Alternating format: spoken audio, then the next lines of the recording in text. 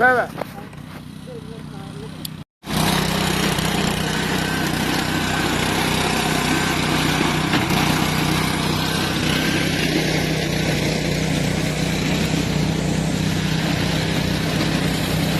nhắc do cái thứ hoa rồi.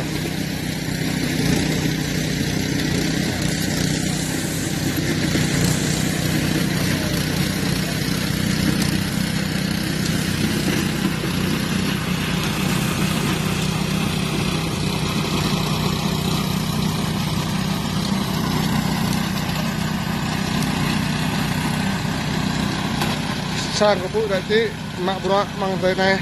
dan terjuplah de terjuk đây mang này nè nó tay lên nhẹ kênh gân kênh dan trụ đây ba dòng đời do đất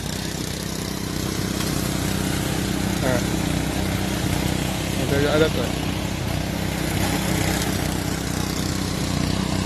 ok